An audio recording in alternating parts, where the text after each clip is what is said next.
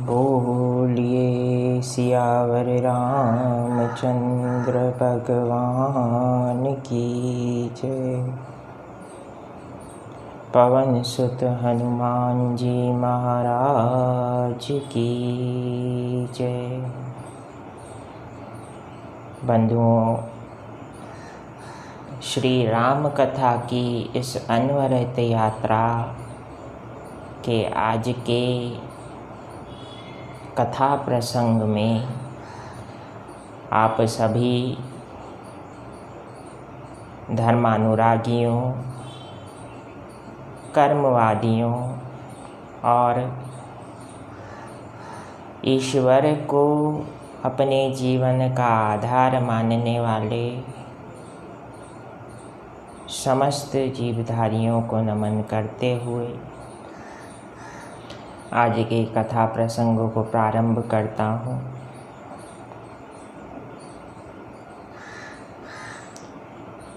प्रभु श्री राम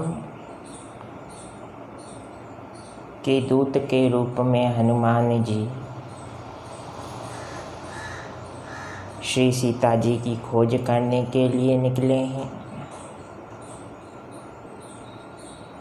माता सीता की खोज करने के दौरान हनुमान जी को 3 विघ्नों का सामना करना पड़ा।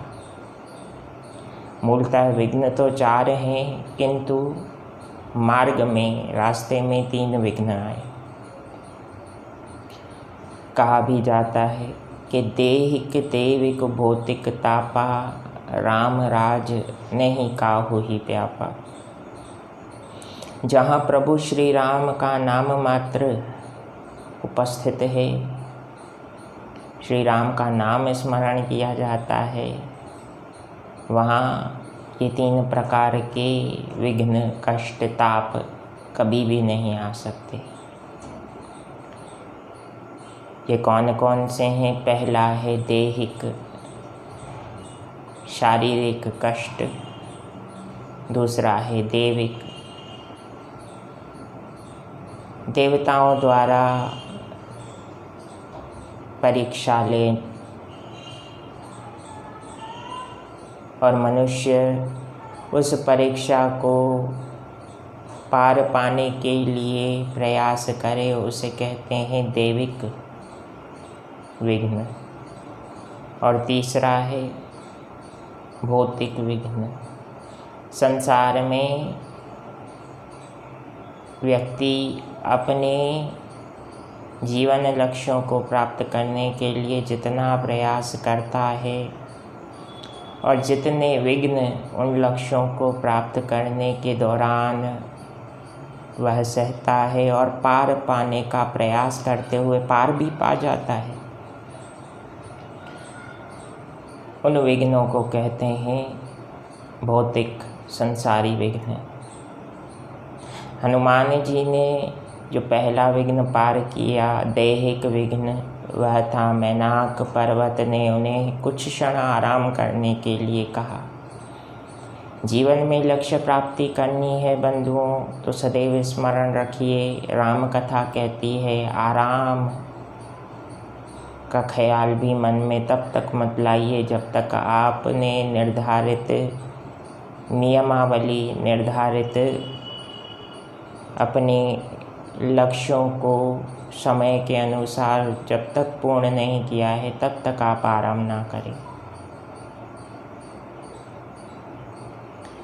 हनुमान जी ने मैनाक पर्वत के प्रस्ताव को सहर्ष स्पर्श करते, प्रणाम करते हुए कहा कि राम काज कीन्हे बिनु मोहि कहाँ विश्राम।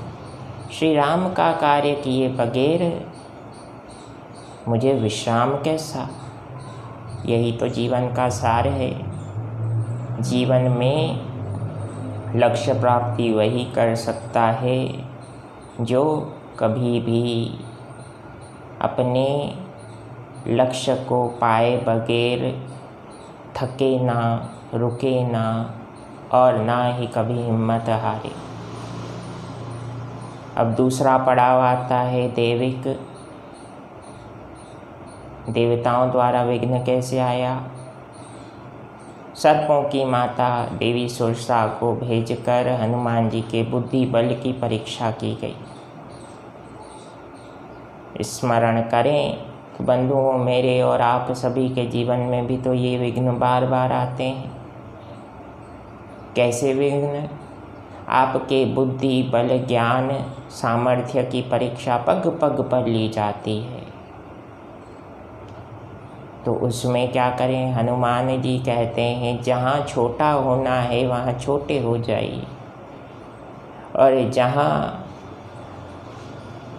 बड़ा होना है, स्वाभिमानी होना है, वहाँ स्वाभिमान को बड़ा करते हुए बुद्धि बल की परीक्षा देंगे तो आप भी अपने लक्ष्य को प्राप्त कर जाएंगे।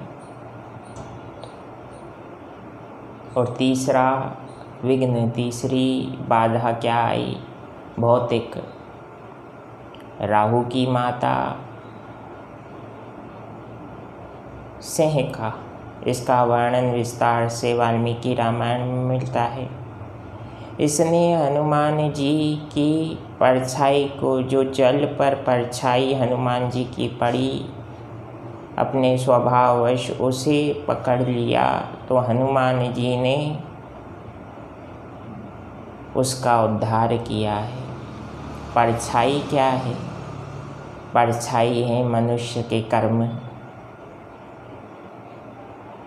कई बार व्यक्ति के कर्मों को उसके वर्तमान के आगे खड़ा कर दिया जाता है।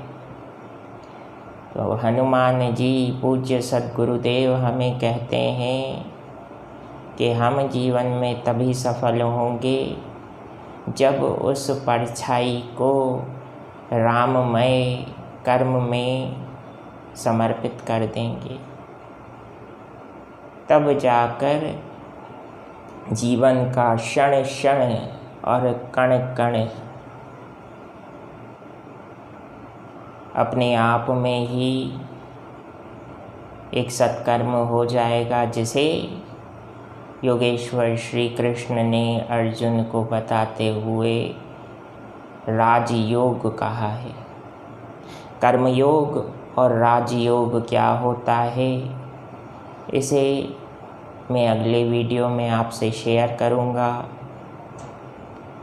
आप राम कथा की इस यात्रा से अवश्य जुड़ें और चैनल को ज़रूर सब्सक्राइब करें। जय सिया राम।